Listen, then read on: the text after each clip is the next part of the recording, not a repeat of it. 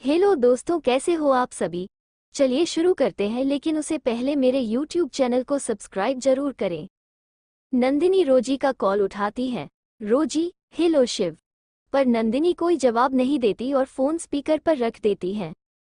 रोजी, शिव आप बिना बताए ही इंडिया चले गए। मैं आपसे मिलने आपके होटल भी आई थी। नंदिनी, शिव को कुछ काम आ गया था जरूरी, इसलिए वो इंडिया चले आए। रोजी, तुम क्यों बात कर रही हो शिव के फोन से। शिव कहाँ है, मेरी उसे बात कराओ। नंदिनी, अरे मैं उनकी गर्लफ्रेंड हूँ, मैं फोन क्यों नहीं उठा सकती उनका। वैसे भी मैं और शिव अपना क्वालिटी टाइम बीता रहे हैं अपना, इसलिए अगर तुम्हें कोई जरूरी काम नहीं है तो मैं फोन रख रही हूँ। रोजी, अपनी बकवास बंद करो और मेरी उसे बात कराओ। नंदिनी, हंसते हुए, अरे बोला ना, वो अभी मेरे साथ है और तुमसे बात नहीं करना चाहते। रोजी, तुम अपनी लिमिट में रहो समझी। शिव सिर्फ मेरा है। शिव, बेबी कौन है फोन पर। नंदिनी, बेबी कुछ लोगों को कोई काम नहीं होता इसलिए फोन करके अपने हैसियत से ज्यादा बात करने लग जाते हैं। इतना बोलकर नंदिनी कॉल कट कर देती है। रोजी गुस्से में नंदिनी को गालियां देती है। शिव और नंदिनी एक दूसरे की तरफ देखकर हंसने लग जाते हैं। शिव, वैसे तुमने उसको अच्छे से हैंडल किया। नंदिनी, पर आप भी तो बात कर सकते थे। शिव, हाँ, पर अब तुम मेरी पत्नी बनने वाली हो तो तुम्हें ऐसी लड़कियों को संभालना आना चाहिए। नंदिनी, आप इसी से शादी क्यों नहीं कर लेते। रोजी तो आपको पसंद भी करती है। शिव नंदिनी के पास आकर बैठ जाता है। शिव, वो मेरे टाइप की नहीं है। नंदिनी, तो मैं आपके टाइप की हूँ। शिव, थोड़ी सी। और नंदिनी के और पास आ जाता है। दोनों एक दूसरे के आंखों में देखने लग जाते हैं। नंदिनी, आंखों में देखते हुए, अब आपको घर चले जाना चाहिए। शिव, नहीं। और नंदिनी से दूर हो जाता है। नंदिनी, चौंक कर, क्या नहीं, ये मेरा घर है और आप यहाँ नहीं रुक सकते। शिव, मैंने तुमसे परमिशन नहीं मांगी है। नंदिनी, पर आप। शिव, मैं बहुत थक गया हूँ, तुम्हारा कमरा कौन सा है। नंदिनी, आप मेरे कमरे में नहीं सो सकते। शिव, मैं तुम्हारा पति हूँ, होने वाला, मैं रुक सकता हूँ। नंदिनी, हुए तो नहीं ना अभी तक। नंदिनी, मन में, ये कैसा है यार, चिपक ही गया है एकदम से, शादी के बाद इसको कैसे संभालूगी। शिवजी मदद कीजिएगा। नंदिनी, आप रौनक के कमरे में सो जाइए। शिव, ठीक है, उसका कमरा कहाँ है। नंदिनी, चलिए मेरे साथ। शिव, हाँ। नंदिनी शिव को रौनक का कमरा दिखाती है। नंदिनी, आप यहाँ सो जाइए, और कुछ चाहिए तो बता देना, मेरा कमरा वो है। शिव, ठीक है। फिर नंदिनी अपने कमरे में चली जाती है। नंदिनी, खुद से सोने से पहले नहा लेती हूँ, अच्छी नींद आएगी। इतना बोलकर अपना नाइट ड्रेस बिस्तर पर रखकर नहाने चली जाती है। शिव शरद से बात करता है अपने ऑफिस के रिलेटेड, फिर कॉल रख देता है। शिव, अरे इसने बदलने के लिए तो कपड़े दिए ही नहीं। शिव नंदिनी के कमरे की तरफ जाता है और दरवाज़ा नॉक करता है, तभी दरवाज़ा अपने आप खुल जाता है। वो रूम में देखता है तो उसे नंदिनी नहीं दिखती। शिव, अरे ये कहाँ चली गई अब। तभी शिव को पानी गिरने की आवाज़ आती है। शिव, ओ नहा रही है, मैं यहीं पर उसका इंतजार कर लेता हूँ। इतना बोलकर शिव उसके बेड पर बैठ जाता है और अपना फ़ोन चलाने लग जाता है। थोड़ी देर बाद नंदिनी टॉवल पहनकर रूम में आती है और शिव को वहाँ पर देखकर चौंक जाती है। नंदिनी, गुस्से में, तुम यहाँ क्या कर रहे हो, जाओ यहाँ से। शिव, कान पर हाथ रखते हुए, चिल्ला क्यों रही हो, धीरे बात नहीं कर सकती क्या तुम। नंदिनी, और तुम बिना परमिशन किसी लड़की के कमरे में कैसे आ सकते हो। शिव, तुम दरवाज़ा बंद क्यों नहीं करती हो, मैंने तो नॉक किया था, दरवाज़ा अपने आप खुल गया तो मैं अंदर आ गया। लेकिन उससे पहले मेरे YouTube चैनल को सब्सक्राइब जरूर करें। नंदिनी, अगर मैं कमरे में नहीं थी तो तुम चले जाते ना। शिव, अब तुम मुझसे ऐसे ही टॉवल में रहकर बात करने वाली हो, मुझे तो कोई दिक्कत नहीं है ऐसे बात करने में। नंदिनी, बदतमीज, तुम बाहर जाओ, मुझे कपड़े पहने हैं। शिव, तो पहन लो, मैंने कब मना किया है। नंदिनी, पर तुम बाहर जाओगे तब पहनूंगी ना। शिव, मैं क्यों बाहर जाऊं, वैसे भी अब तुम मेरी पत्नी बनने वाली हो तो मेरे सामने पहन सकती हो, अब मेरे से कैसी शर्म। नंदिनी, बदतमीज इंसान, तुमसे बहस करना बेकार है, और गुस्से में अपने कपड़े लेकर वॉशरूम में चली जाती है। शिव उसको देखकर मुस्कुराते रहता है। थोड़ी देर बाद नंदिनी जब कपड़े पहनकर बाहर आती है तो शिव को अपने बेड पर सोया हुआ देखती है। नंदिनी धीरे से, शिव सर। नंदिनी खुद से, लगता है सो गए हैं, पता नहीं क्यों आए थे यहाँ। वैसे भी आज पूरा दिन मेरे साथ थे, थक गए होंगे। इंसान तो बहुत अच्छे हैं, मेरी मदद भले ही शर्त पर की हो पर मुझे अकेला नहीं छोड़ा और मेरे साथ रहे। थोड़े से बदतमीज है। चलो शादी के बाद आपको जानने का मौका तो मिलेगा। सोते हुए कितने अच्छे लगते हैं ना। फिर नंदिनी शिव के सर के नीचे तकिया रखती है और कमरे से बाहर आ जाती है और रौनक के कमरे में जाके सो जाती है। सुबह के 8 बजे नंदिनी जल्दी उठ जाती है और तैयार होकर नाश्ता बनाती है। तभी शिव नीचे आता है। नंदिनी, आप उठ गए, आइए नाश्ता तैयार है, कर लीजिए। शिव और नंदिनी नाश्ता करते हैं। शिव, तुमको मैं हॉस्पिटल छोड़ दूंगा। नंदिनी, पर मैं चली जाऊंगी। शिव, मुझे बात बार बार कहने की आदत नहीं है। नंदिनी, ठीक है। शिव नंदिनी को हॉस्पिटल छोड़ देता है और वहां से अपने घर की ओर चला जाता है। लेकिन उसे पहले मेरे YouTube चैनल को सब्सक्राइब जरूर करें। हॉस्पिटल में नंदिनी सुरेश जी के रूम की तरफ जाती है। नंदिनी को देखकर रौनक उसके पास भाग कर आता है और नंदिनी को गले से लगाकर रोने लगत है। नंदिनी, क्या हुआ रौनक, तो रो क्यों रहा है? पापा तो ठीक है ना? रौनक दूर होता है और अपने आंसू पोंछता है। रौनक, दीदी पापा को होश आ गया है। नंदिनी, क्या तू सच बोल रहा है? क्या मैं उनसे मिल सकती हूँ?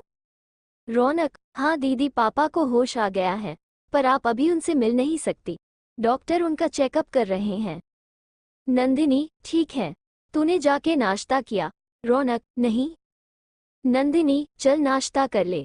मुझे पता था तू नाश्ता नहीं करेगा, इसलिए मैं नाश्ता बना कर लाई हूँ। रौनक, नहीं दीदी, अभी मुझे भूख नहीं है। एक बार डॉक्टर पापा का चेकअप कर ले फिर नाश्ता करूँगा। नंदिनी, अच्छा ठीक है। थोड़ी देर बाद डॉक्टर सुरेश जी को देखकर बाहर आते हैं। रौनक और नंदिनी उनके पास आते हैं। नंदिनी, डॉक्टर मेरे पापा कैसे हैं? डॉक्टर, हाँ वो ठीक है, उन्हें थोड़े आराम की ज़रूरत है। आप उनको कल डिस्चार्ज करवा कर घर लेके जा सकती हैं। नंदिनी, जी शुक्रिया डॉक्टर। डॉक्टर, क्या अब हम अपने पापा से मिल सकते हैं? डॉक्टर, हाँ आप मिल सकते हैं, पर ज़्यादा बात मत करना, उनको आराम करने की ज़रूरत है। नंदिनी, ठीक है डॉक्टर। डॉक्टर, क्या मैं उनको वेजिटेबल सूप दे सकते हैं? डॉक्टर, हाँ। इतना बोलकर डॉक्टर वहां से चले जाते हैं। नंदिनी और रौनक सुरेश जी के रूम में आ जाते हैं। दरवाज़ा खुलने की आवाज़ से सुरेश जी दरवाजे की तरफ देखते हैं। नंदिनी और रौनक को देखकर बैठने की कोशिश करते हैं। नंदिनी भागकर उनके पास जाती है। नंदिनी सुरेश जी को सहरा देकर बैठाती है और सुरेश जी के गले लगकर रोने लग जाती है। रौनक के आंखों में भी पानी आ जाता है। सुरेश जी धीमी आवाज में, बेटा रो मत, देखो मैं बिल्कुल ठीक हूँ। नंदिनी, पापा आपने हमें कितना डरा दिया था। मैं बाहर क्या गई, आपने अपना ये हाल कर लिया और आप अपना बिल्कुल ध्यान नहीं रखते हैं। सुरेश जी, बेटा ऐसी बात नहीं है। नंदिनी, अब मैं आपको छोड़कर कहीं नहीं जाने वाली। सुरेश जी, अच्छा ठीक है, पर ससुराल तो जाने ही पड़ेगा ना। रौनक, तुम वहाँ क्यों खड़े हो, आओ मेरे पास बैठो। नंदिनी कोई जवाब नहीं देती है। रौनक, जी पापा। रौनक सुरेश जी के पास आकर बैठ जाता है। नंदिनी, पापा आपको भूख लगी होगी ना, मैं आपके लिए सूप बना कर लाई हूँ। सुरेश जी, बेटा मेरे को ये सूप नहीं पीना, मुझे कुछ अच्छा सा नाश्ता करना है। नंदिनी, पापा आपकी कल ही सर्जरी हुई है, आप कुछ भी तला हुआ खाना या तेल का खाना नहीं खा सकते। सुरेश जी, पर बेटा। नंदिनी, पर वर कुछ नहीं, जल्दी से ये सूप पीजिए। नंदिनी सुरेश जी को पूरा सूप पिला देती है। नंदिनी, चलिए पापा आप अब थोड़ा आराम कीजिए। सुरेश जी, हाँ। नंदिनी और रौनक बाहर आ जाते हैं। नंदिनी, रौनक तू घर जा और आराम कर ले, मैं यहाँ पर हूँ। रौनक, ठीक है दीदी। नंदिनी, और ये ले नाश्ता गर्म करके खा लेना। रौनक, ठीक है दीदी। थोड़ी देर बाद प्रिया हॉस्पिटल आती है और नंदिनी से मिलती है। प्रिया, कैसे हैं अंकल? नंदिनी, ठीक है, अब डॉक्टर बोले हैं कल तक डिस्चार्ज दे देंगे। प्रिया, ठीक है। वैसे कल शिव सर और तुम्हारे बीच बातें हुई थी? नंदिनी, हाँ। प्रिया, क्या? खुश होकर। नंदिनी, कल वो घर पर ही रुके थे। प्रिया, चौंक कर। क्या तुम दोनों घर में साथ थे और अकेले भी नंदिनी के मजे लेते हुए, तो तुम दोनों के बीच कुछ हुआ? नंदिनी, पागल है क्या? ऐसा कुछ नहीं हुआ था, तू सोच रही है। प्रिया, अच्छा सच में? नंदिनी, हाँ, हम दोनों अलग अलग कमरे में सोए थे। प्रिया, ओ, ऐसा क्या? पर मुझे तेरी बात पर विश्वास नहीं हो रहा। दोनों अकेले पर कुछ नहीं हुआ। नंदिनी, तो मत कर यकीन। ऐसे ही नंदिनी और प्रिया एक दूसरे से मजाक करते रहते हैं और हंसते रहते हैं, और लंच का समय हो जाता है। थोड़ी देर बाद शिव लंच लेकर आता है हॉस्पिटल में। शिव को देखकर प्रिया और नंदिनी खड़े हो जाते हैं। शिव, दादी जी ने ये लंच बनाकर भेजा है। नंदिनी, शुक्रिया, पर इसकी क्या जरूरत थी? शिव, दादी जी ने प्यार से बनाकर भेजा है। नंदिनी शिव से लंच ले लेती है। प्रिया, मुझे कुछ काम है, मैं आती हूँ। इतना बोलकर प्रिया वहां से चली जाती है। शिव, कैसे हैं अंकल? नंदिनी, ठीक है। शिव, उनके लिए भी लंच है। नंदिनी, ठीक है। शिव, मैं जाता हूँ फिर। जैसे ही जाने के मुड़ता है। नंदिनी, रुको, पापा से मिल के जाओ। शिव, ठीक है। नंदिनी और शिव सुरेश जी के रूम में आ जाते हैं। सुरेश जी को नंदिनी बैठाती है। सुरेश जी, बेटा ये कौन है? नंदिनी, पापा ये मेरे बॉस है। इन्होंने बहुत मदद की जब आप बीमार थे। सुरेश जी, शुक्रिया बेटा। आओ बैठो। शिव आके बैठ जाता है। नंदिनी, पापा खाना खा लीजिए। सुरेश जी, हाँ। और बेटा कैसे हो? शिव, ठीक हूँ अंकल। नंदिनी, पापा यही आज का लंच लेके आए हैं। सुरेश जी, शुक्रिया बेटा। शिव, इसमें शुक्रिया कैसा अंकल? वैसे भी ये खाना दादी जी ने भेजा है। सुरेश जी, नंदिनी तुम शिव के दादी जी को जानती हो? नंदिनी, हाँ पापा।